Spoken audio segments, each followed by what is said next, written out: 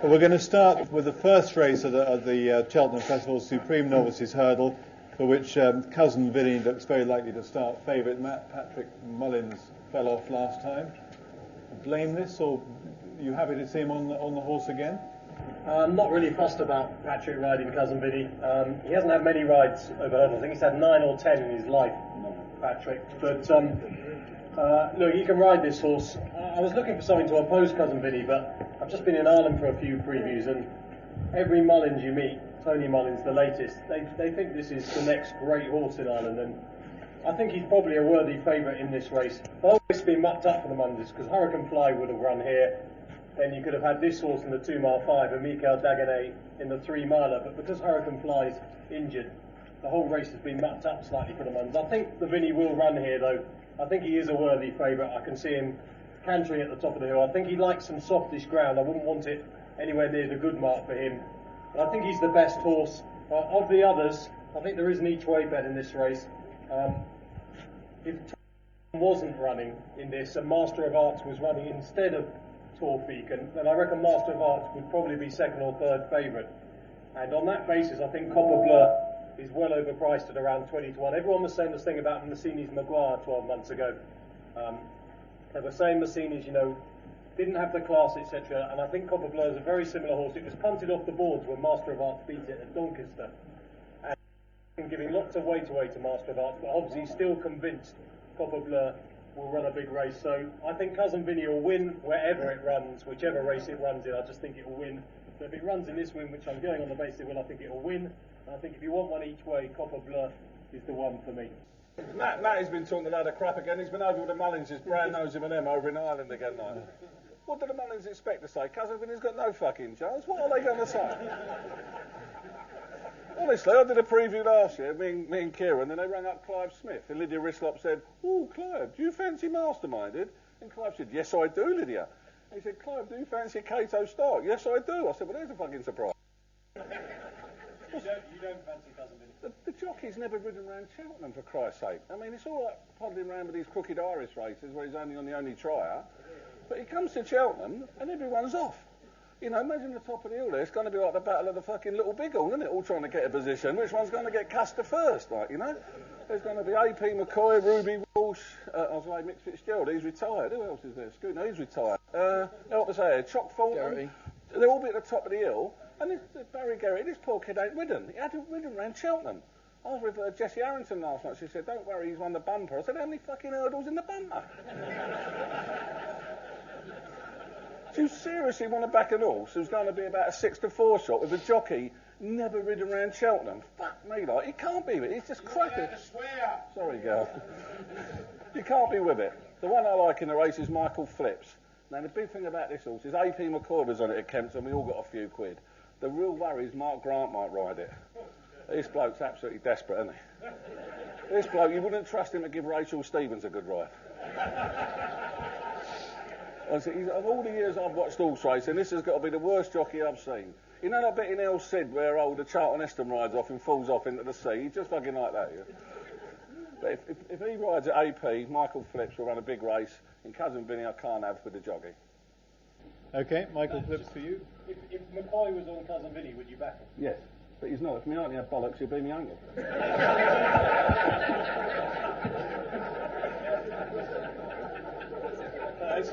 As Barry Connell proved this week, if the horse is good enough, it doesn't matter if you can't ride. That's more bollocks, Matt. Why is that not true?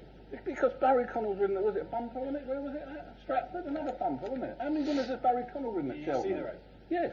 He can't ride, but the horse still managed to win. So therefore, you can win a race if the horse is good enough. Not at Cheltenham, he can't. How many winners has Barry Connell ridden at Cheltenham? It's going to be murder at the top. I think it's going to be a short price. It'll be a 6 to 4 shot on the day. If you want to back it now. Yeah. Back it at 3 to 1 there and lay it off. There's nothing wrong with that, but it will be short. No one in here is going to back cousin Vinny at 6 to 4, is it? It's 11 to 4, 3 to 1 shot. You're telling me that all the Irish are going to come over on the piss all day on Tuesday. By the time the first is running, because old cousin Vinny's in deterrent, they're going to be piling in the fucking lilies. Do you think that sense comes into backing at Cheltenham, mate? You've never been to Cheltenham. Kieran, your view. Yeah. I think this could be a long night going after him. Absolute standout, Cousin Vinny. The only concern is Paddy Mullins. I agree with the couch. I think he will be 6-4 on the day. If you're going to back him now. If you're going to back him, have a saver with a non-runner, no bet on the Ballymore. Two things. He's the best bumper horse we've ever rated in the last 20 years. He's that good. He's already, as far as we're concerned, we gave him the benefit of the doubt for when he fell last time. But the rating that he would have achieved, as far as we're concerned, is better than the average last 10 winners of this race. I think he's potentially a superstar. The concern is Mullins. Personally, I think that 3-1 factors that in. I think if McCoy was riding it, it'd be 6-4. That's why you're getting the price you're getting. I think there's very little strength in depth. Mark Grant would be a bigger worry for me than Paddy Mullins on Michael Phillips. I couldn't back him until I knew he wasn't riding him. Don't worry, I'll kidnap him, don't worry. I think Cousin Vinny is the absolute standout. I think he's the most solid of certainly the novice markets. Moving on to Andrew, who knows everything about horses racing, right-handed, left-handed, and hurdles or whatever. What's your view on the Supreme, Andrew? I set out wanting to oppose Cousin Vinny, but I looked through his rivals and they've all got question marks against them. Tor Pitchin, he's never raced right-handed on over jumps, and his sole right-handed start on the flat resulted in defeat. Red Maloney's been running around Mossabur and he can't jump. Go Native's last 3 wins have come off the breaks of 8 weeks or more, and he's only been off for 16 days since winning at Naas. And Michael Phillips, the one couch likes. The trainers had a decent bet each way at 14-1 apparently, but his wins have come on good or faster going on sharp tracks. So you just look at the next sort of 6 or 7 in the betting, and they've all got doubts about them. So I just keep coming back to Cousin Vinny. But again, I'll take the point about the jockey.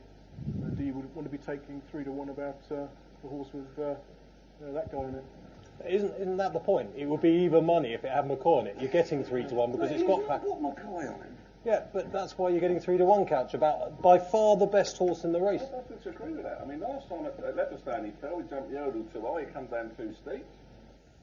When he's won, it's been at 4-9 and 2-7. He didn't jump the hurdle too high when he came down. He clipped the top of the hurdle. He jumped the hurdle perfectly. The horse stumbled after it had already landed with its legs. It was just the most unfortunate thing you've ever seen. And McCoy came down at the last at Plumpton on his 3,000th winner and came down. It can happen to any jockey, not just Pat. He came down on his 3,000th winner. He came down on his 3,000th but it would.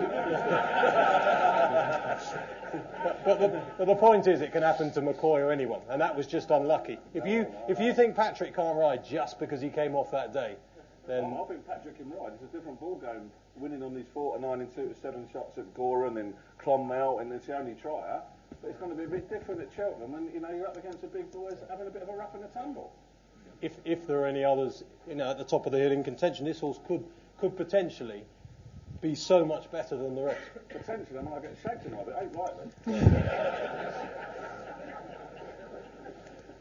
Gary, you're itching to say something. Yeah, it's just like everything else, Rob, what the boys have said. With Cheltenham, and we said this last year, and I think we've got so much value here.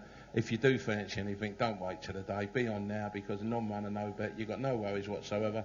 And if anything does happen to the jockey that they're talking about, Mullins, and they put a proper jockey on him, then he will be a 6-4 chance. So take the 11-4. I think the 11-4 is the best price in the village. And, if you want to get out of it on the day, you've always got the exchanges to get out of it. So if you fancy it, take the 11-4 or lay it, Mark, because I think you're going to lay it. And you, sir? I'm going out at 6-4. I wouldn't at 3-1. No, that's what I mean. On the day, it's going to be shorter, isn't it? So that's the time we get. The Irish always stem into one first. I think you're right. They'll go berserk in the first race, and they'll all pile on that. Yeah. Same happens every year. I remember once, Rob, at the first race, just do a quick start. I was making a book at Cheltenham, and it was the first race. I think was it Adamant when they all fell at the last and let the jolly get up? Was it Adamant approach? Was it? And they all lumped on the winner. What was the winner? One of JP's. Was it Like a Butterfly or when they lumped on that? And I was all with. And when it won, you couldn't believe it, but it does happen, and the Irish will definitely play early to get their bit of playing up money. Okay, any final words on the Supreme? No, I mean Red Maloney can jump. I don't know, Andrew. I can't believe you said he can't jump. He's winged round Musselburgh. Whether he'll come up the hill is a different matter. I spoke to. Well, he's made mistakes in 2 of his 3 starts. Though. He jumps really well, but I don't. At the end of the day, he is a 109 rated flat horse against plodding jumpers, but. I think there is a doubt about him acting on an up and down course and also coming up the hill. But he can definitely jump.